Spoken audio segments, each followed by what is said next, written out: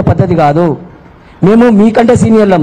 నేను నా 54 సంవత్సరాలు ఉన్నా, మీరున్నోళ్ళకు 44 కూడా లేరు, 44 సంవత్సరాలు లేరు.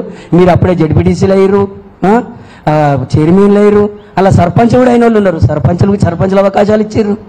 అంత చేసిన తర్వాత నిజంగా బాధాకరం. ఎందుకంటే కళ్ళ పొంటి రక్తం వస్తుంటుంది మాట్లాడితే. నిన్న వీళ్ళు ప్రెస్ మీటింగ్ నుంచి మనసు లేదు.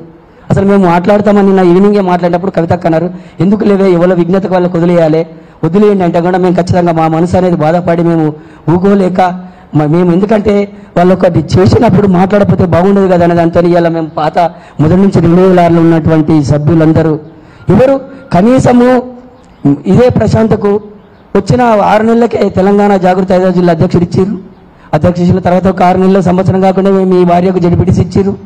ఇవాళ కవితక్కను ఏకవచనంతో మాట్లాడి హరీష్ రావును విమర్శించే స్థాయాన్ని మాట్లాడుతుండు.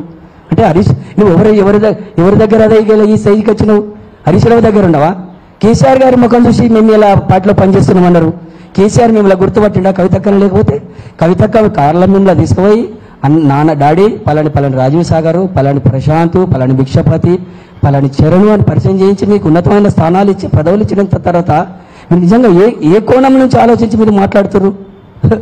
ఇది పద్ధత కరెక్ట్ కాదు కదా. ఇప్పటికైనా మీరు ఆత్మవిమర్శన చేసుకోవాలి.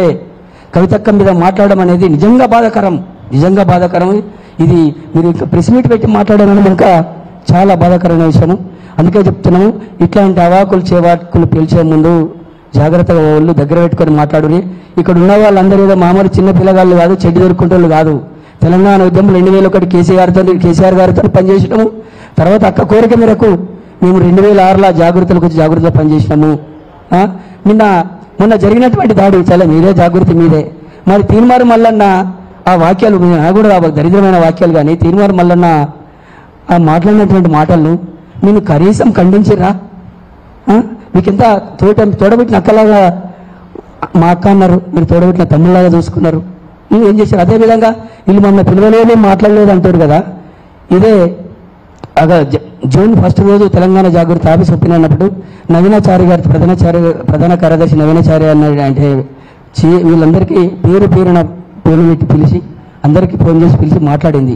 అప్పుడే డిసైడ్ అయింది కవితక్క, ఏదైతే జాగృతి ఆఫీస్ ఓపెన్ అయిన రోజు వచ్చిన వాళ్ళు నా వాళ్ళు ఎవరైతే రాలో వాళ్ళు ఆ రోజు నాకు దూరం అయినారని ఆ రోజు నుంచే 7 నెలల కింద మేము దూరం పెట్టింది.